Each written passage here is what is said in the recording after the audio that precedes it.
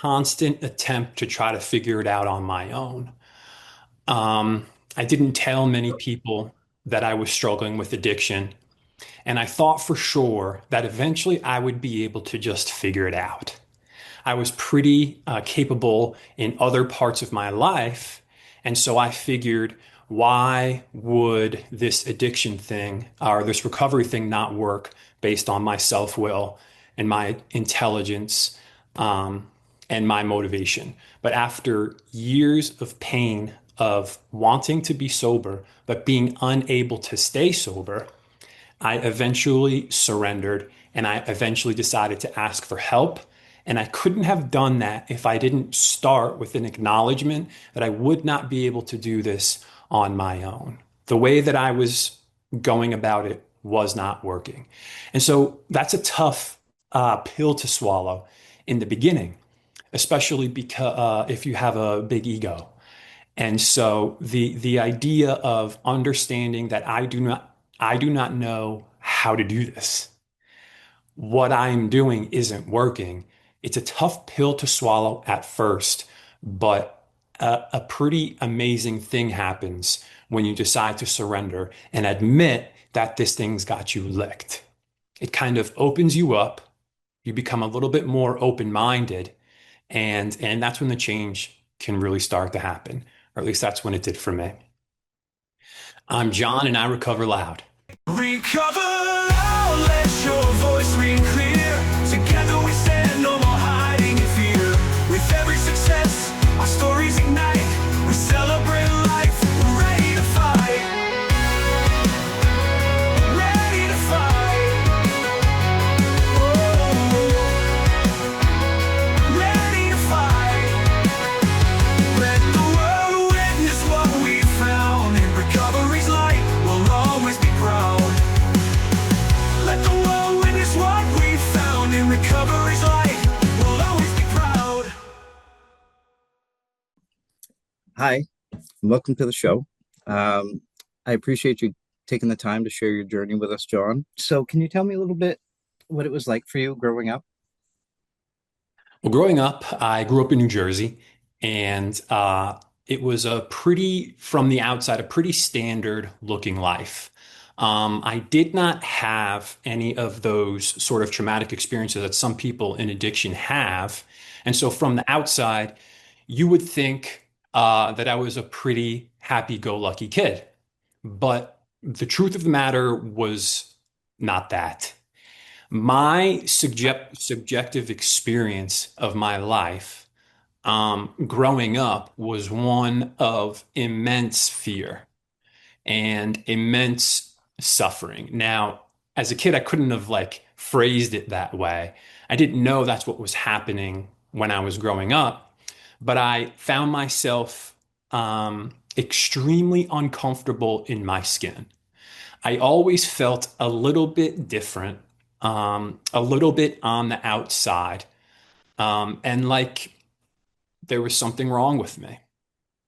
Been able to verbalize that as a kid, but for sure, once I got a little bit older and I found alcohol and drugs, all of that stuff went away. And Mm, so for the first time in my life, I kind of liked who I was. I mm, was able to be comfortable in my own skin. yeah, and I had a similar experience myself.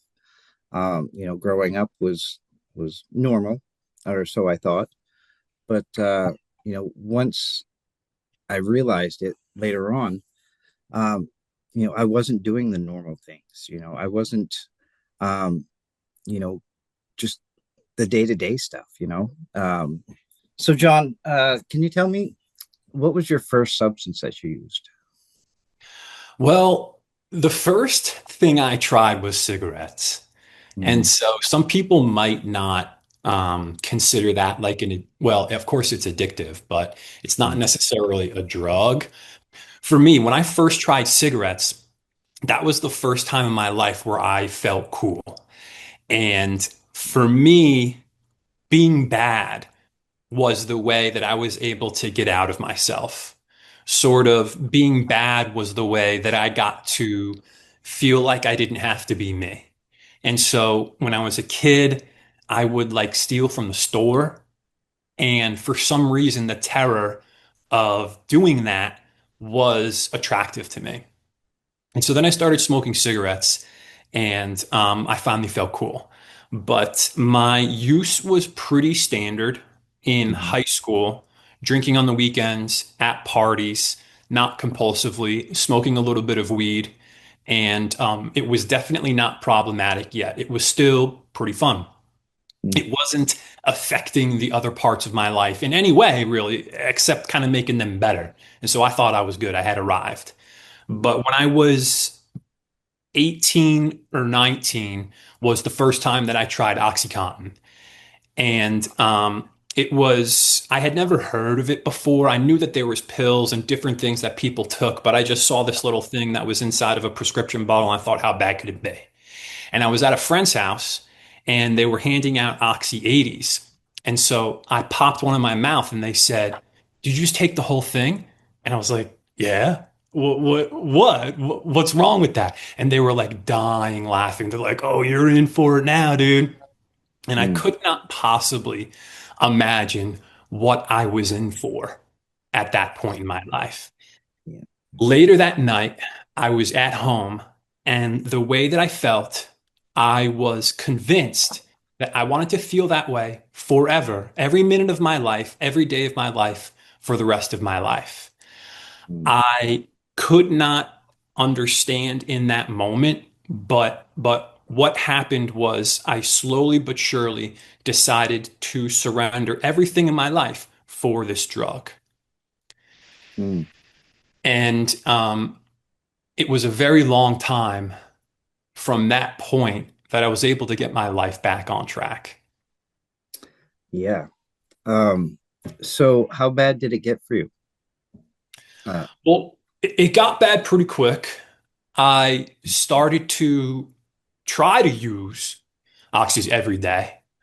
And then at a certain point, they started changing the formulations of them and they became harder to get. This was kind of like at the beginning of the opioid crisis. yeah. And so at a certain point, the guy who I was getting pills from said, this is a lot cheaper. And what he gave me was heroin. Yeah. And so at that point, I was already completely hooked. I was already in full-blown addiction. I had been to rehab a number of times. I've been trying to go to meetings in order to try to get sober. But at that point in my life, I didn't want to be sober. What I wanted was the consequences to stop. And so the consequences would start to build up, and my family or the law or my friends or somebody would make it very obvious that I needed to stop taking drugs. Mhm. And so I would stop in order to make the consequences go away. But then as soon as the consequences would go away, I instantly would relapse. It wasn't a conscious thought, okay, now I'm going to start using, Mhm. but I understood recovery as a way to make consequences stop. Yeah. And so the first program I went to was down in South Florida. I went to detox and a rehab program and lived in a halfway house down there. And that was the first time that I got sober. And when I moved back to New Jersey, this was 2013. That was the first time that I tried heroin. And so I thought that I found the nectar of the gods Mhm. because at that point, the way that I had been living my life made me so miserable that heroin was the only thing that would be able to provide me the sense of relief, the sense of ease and comfort that I so desperately wanted. Yeah. Yeah. And I mean, it's interesting to me that, you know, you started the same way I did. I started with a prescription. It was given to me, so I wasn't buying pills, but I was basically selling what I was getting. And eventually I ended up doing the pills, and then got to the point I couldn't sell anymore. And then I was buying heroin. And it was such a quick descent Mhm. that it was hard to keep track of. I couldn't tell you what made me decide to use heroin, other than the fact that it's the same makeup as oxys. But the um, the way that it made me feel was really what it was all about. And I didn't care that it was cheaper. I didn't care what it cost or what it did to me. I felt good. I was able to take my kids outside and play pass with my son or play football with my son. So it was a saving grace to me, you know. So at what point did you decide to get better? Well, it took a long time. Like I said, I did a lot of in and out, a lot of Mm-hmm. getting sober and then relapsing. Um, and through those moments of being in programs, getting sober, relapsing, being homeless, getting sober, couch surfing, this kind of back and forth thing for a number of years, at a certain point, I I really wanted to get sober. But like you said, um, the way that the drugs and alcohol made me feel was unavoidable.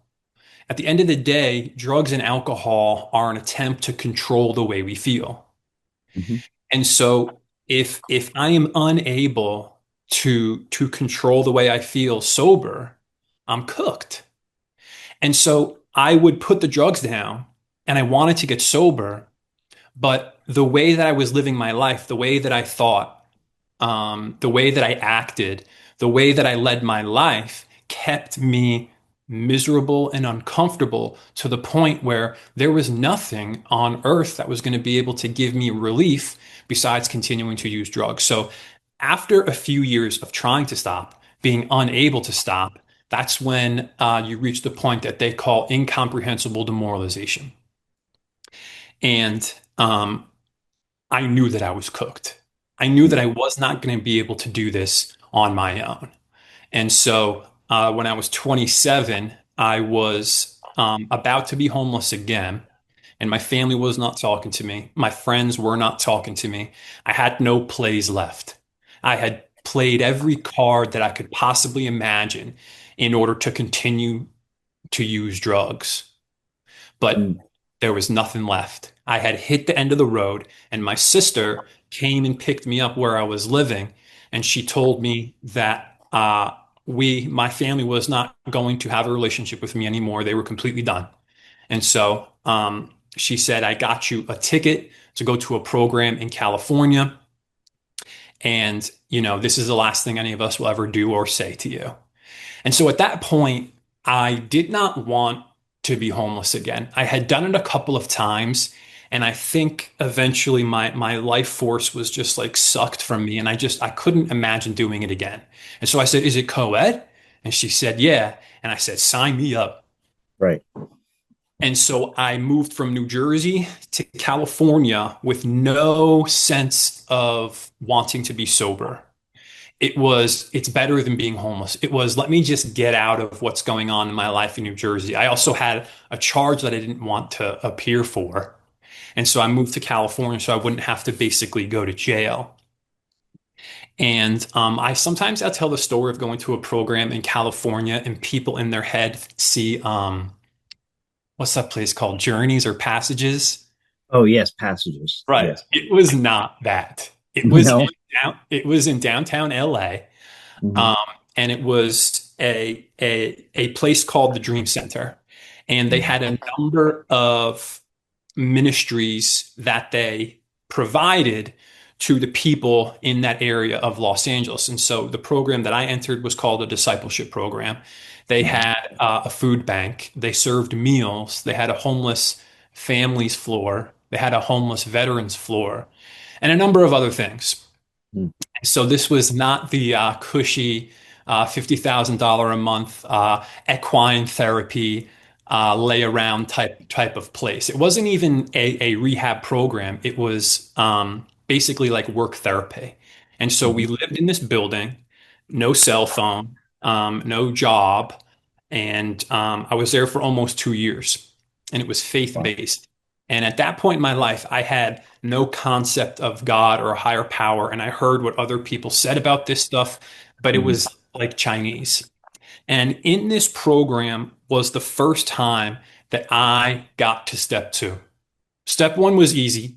I knew I was cooked. I knew there was nothing I could possibly do to get better. But it was the first time that I got to step two where I actually came to believe that there was something that was not me that Mhm. was able to restore me to sanity.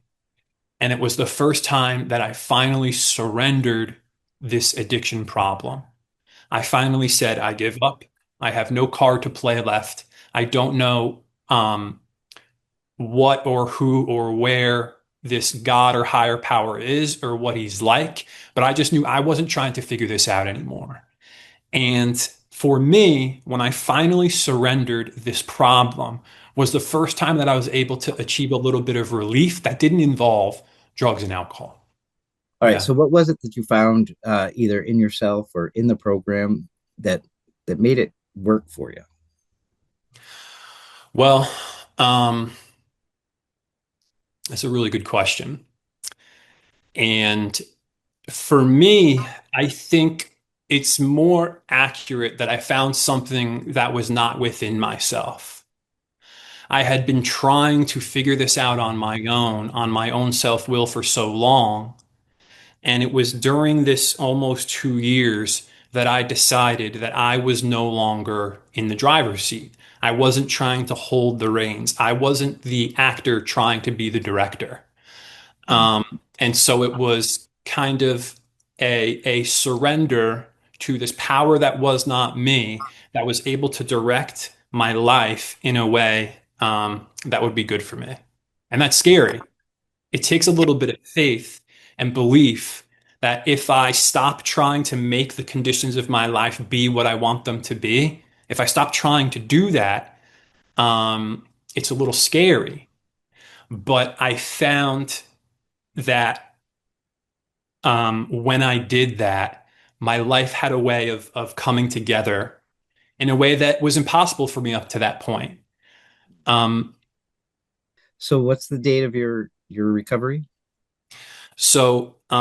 the March 18th, 2018, That's just over 8 years. yeah, just over 8 years.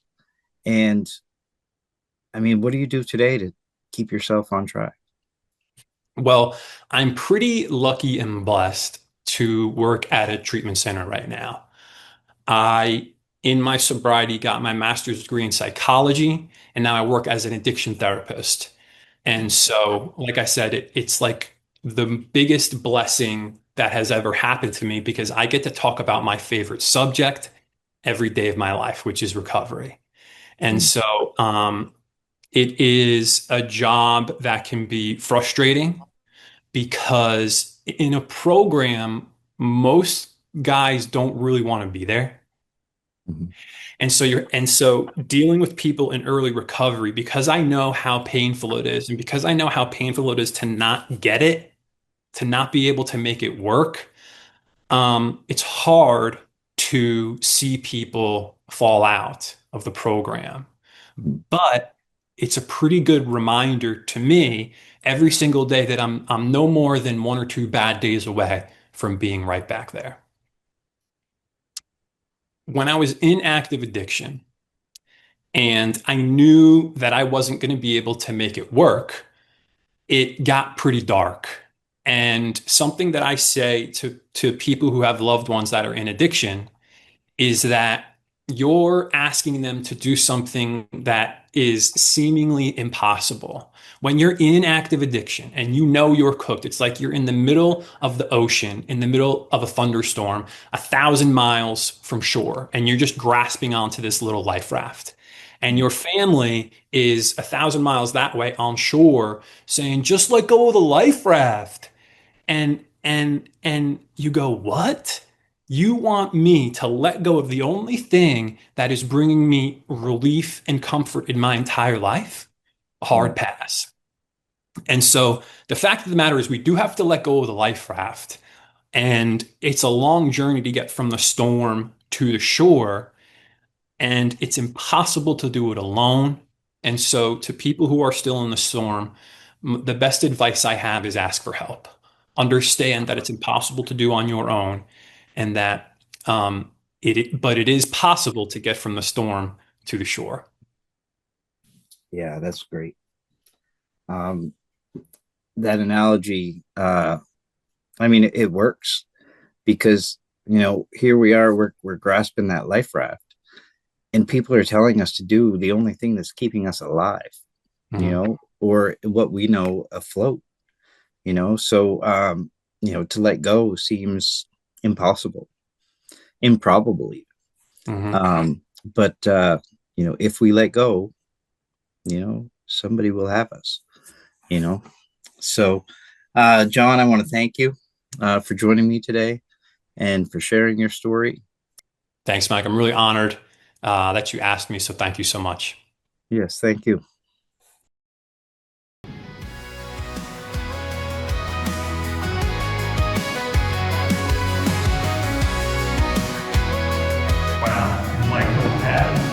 In the shadows where the silence lays, voices echo in 1,000 ways. We rise up, breaking chains of the past.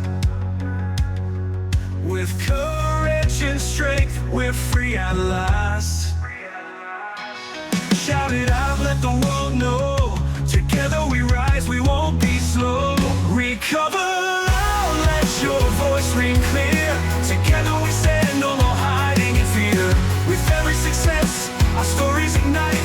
We celebrate life, we're ready to fight.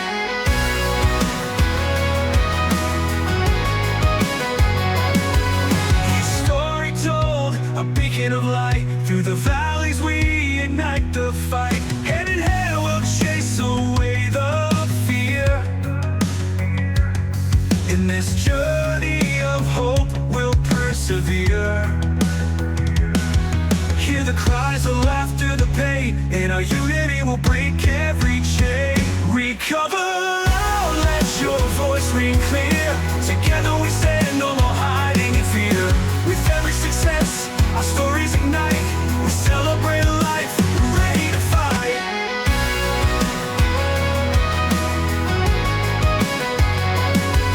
Hear the cries, the laughter, the pain. In our unity we'll break every chain. Recover loud, let your voice ring clear. Together we stand, no more hiding in fear. With every success, our stories ignite. We celebrate life, we're ready to fight. Ready to fight. Oh, ready to fight. Let the world witness what we found. In recovery's light, we'll always be proud. Let the world witness what we found. In recovery